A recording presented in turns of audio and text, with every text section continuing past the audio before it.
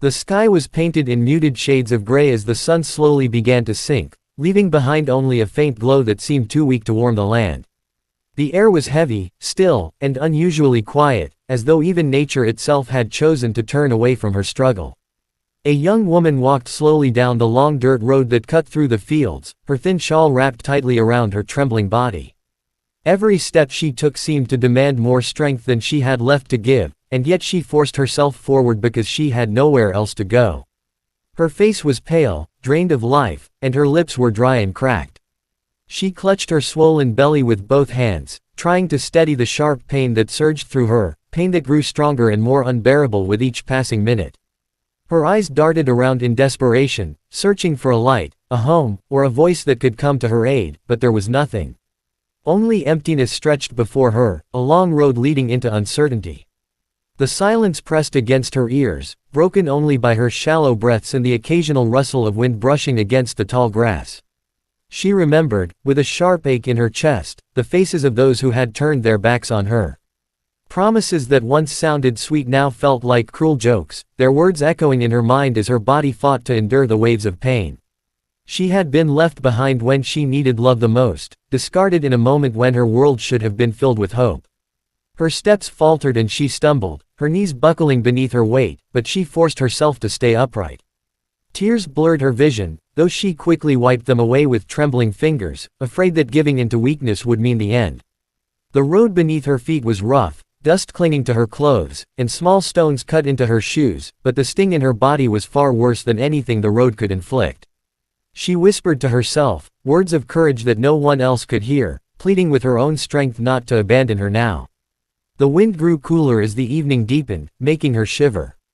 A lonely bird passed overhead, its wings flapping hard against the dying light of the sky, and she found herself envying its freedom.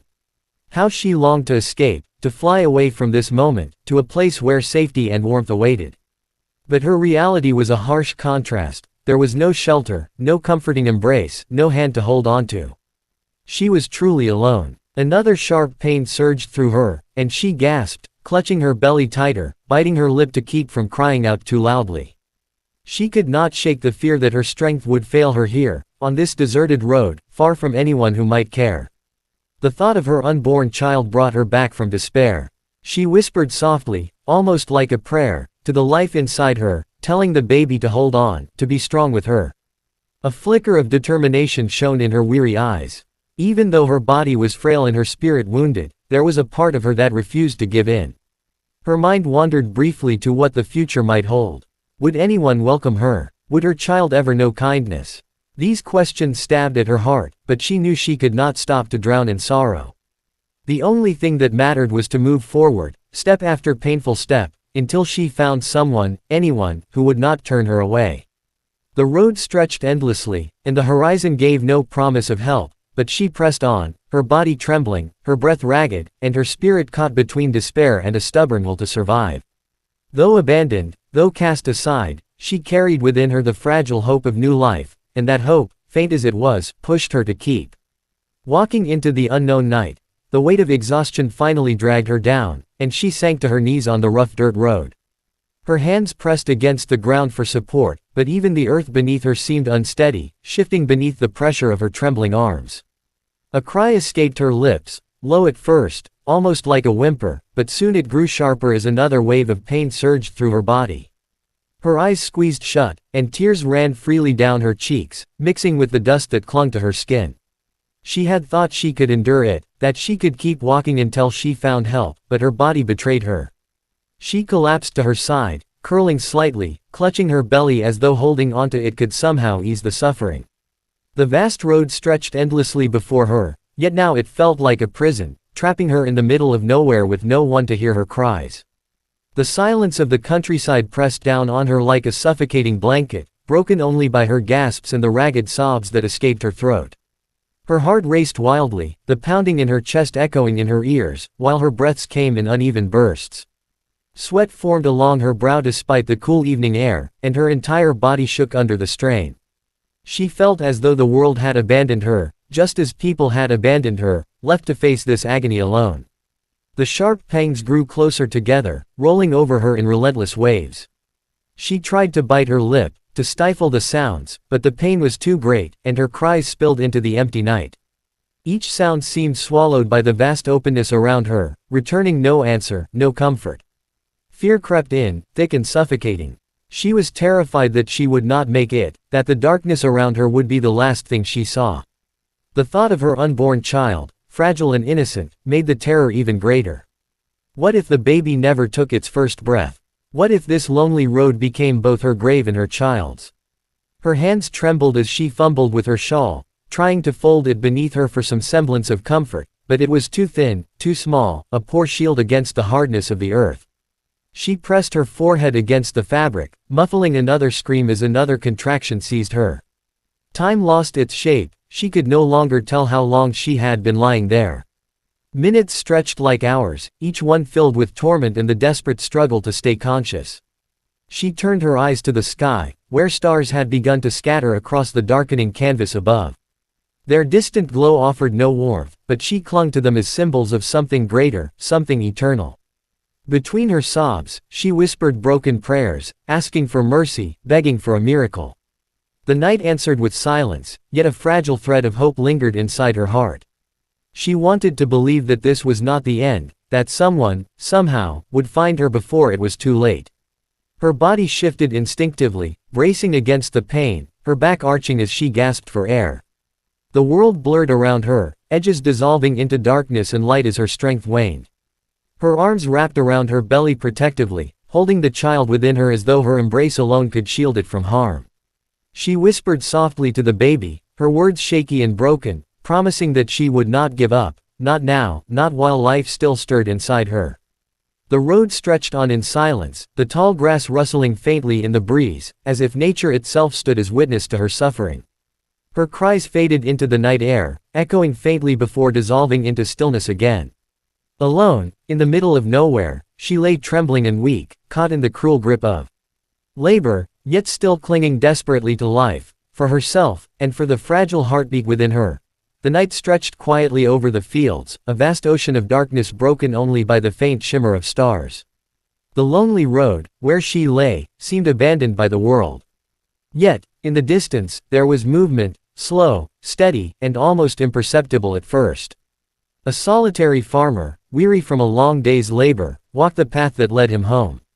His steps were unhurried, his shoulders slumped with the weight of exhaustion, and his mind wandered through thoughts of his empty house and the silence that always greeted him at the door. He was used to solitude, it had become a part of him, an old companion he no longer questioned. But on this night, something unusual stirred the stillness. As he walked, the faintest sound reached his ears. At first, he thought it was the wind brushing through the tall grass, but then it came again, softer, yet unmistakably human. A cry. He stopped in his tracks, his brow furrowing. In these parts, the roads were rarely traveled at night, and the sound unsettled him. He tilted his head, listening more closely, his heart quickening as another cry echoed faintly across the emptiness. This was no trick of the night. Someone was out there. Driven by instinct, he quickened his pace, his eyes scanning the shadows. The darkness pressed thick around him, making it hard to see, but the sound grew clearer with each step. Desperation clung to it, a raw edge that sent a chill down his spine. Then, as he drew nearer, the shape of a figure came into view. At first, he could hardly believe what he was seeing, a woman, crumpled on the side of the road, her body trembling, her face twisted in pain. Her clothes were covered in dust, her hair clung to her damp forehead, and her arms wrapped desperately around her swollen belly. The farmer froze, his breath catching. He was a man accustomed to loneliness, to tending soil and livestock, not to witnessing such human suffering. But in that instant, hesitation was impossible. Compassion surged through him, stronger than any fear or uncertainty. He rushed forward, his boots kicking up dust, his voice breaking the silence for the first time. "Miss, are you all right?" he called out, though he could see clearly that she was not. Her eyes flickered open, wide with fear and pain, but when she saw him, a glimmer of relief softened her expression. Her lips parted as though to speak, but only a broken sob escaped. She reached out a trembling hand, and the sight pierced him deeply. He knelt beside her without another thought, brushing the dust from her face, trying to steady her. "You're not alone anymore," he said softly, though he wasn't sure she heard him over her cries. His hands shook slightly as he tried to comfort her, unused to such moments, yet determined not to let her face this torment alone. He could see the truth in her condition, the child was coming, and there was no time to waste. Her cries rose again, echoing into the night, raw and heart-wrenching. The farmer felt the weight of responsibility settle onto his shoulders. He had stumbled upon her by chance, but now it was clear that fate had placed him here for a reason. Alone she would not survive, nor would the fragile life struggling to come into the world. He took a deep breath, steadying himself. "I'll help you," he promised, though doubt not at him. He had no training, no experience in such matters, but he knew with certainty that he could not walk away. He could not leave her to die on the road. As the woman clung to his sleeve, her tears dampening the fabric, the farmer realized that his solitude had ended in the most unexpected way. In her cries, he heard not only pain but also the desperate plea for someone to care, for someone to stay. And he knew, with a sudden clarity, that he would not abandon her. Not tonight, not ever. The farmer's heart pounded as he knelt beside her, the rough dirt pressing into his knees, but he ignored the discomfort. All he could see was her pale, sweat-soaked face and the way her body writhed under the relentless waves of pain. She clung to his arm with surprising strength, her nails digging into his sleeve as another contraction gripped her. He had never seen such suffering up close, never felt so helpless, yet in that moment, instinct pushed him to act. "It's all right, you're not alone now," he whispered, his voice low and steady, though inside he was anything but calm.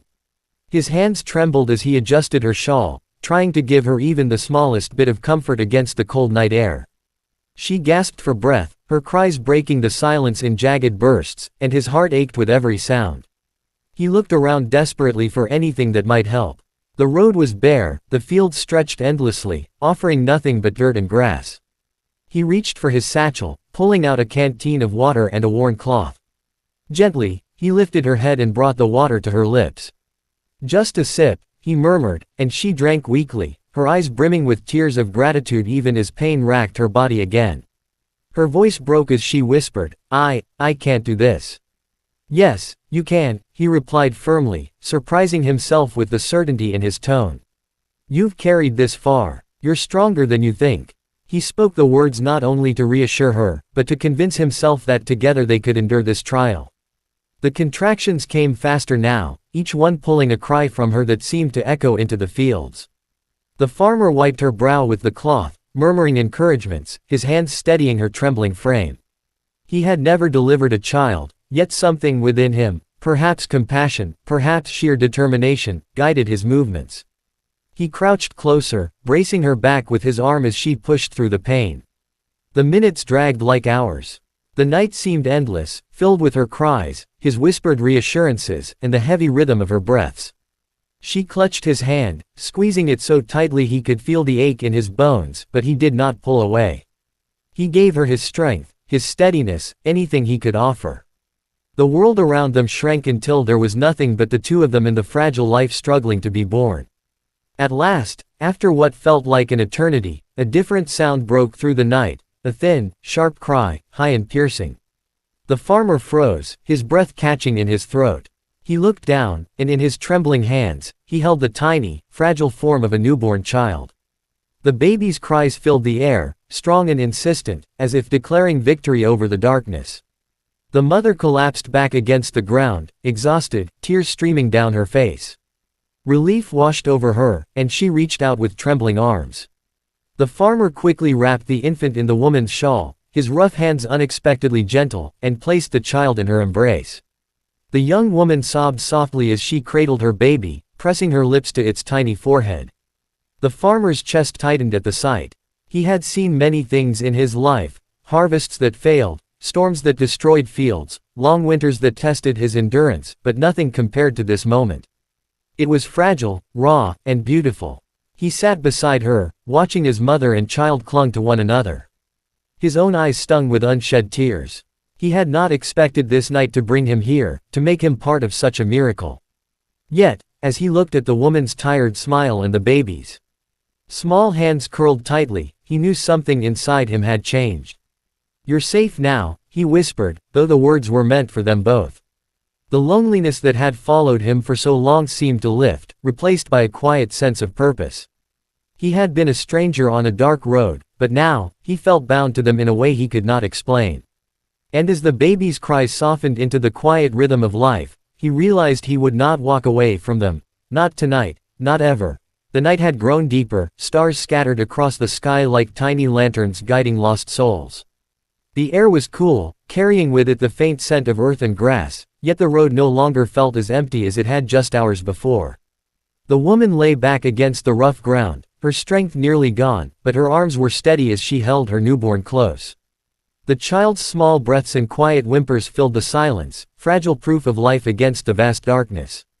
She gazed at the tiny face pressed against her chest, her exhaustion mingling with a raw, unshakable joy.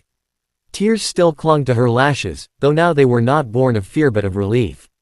The farmer sat beside her, his broad shoulders bent forward, his hands still unsteady from what they had just endured. He could hardly believe it himself, that he had been part of something so profound, so fragile and immense at the same time.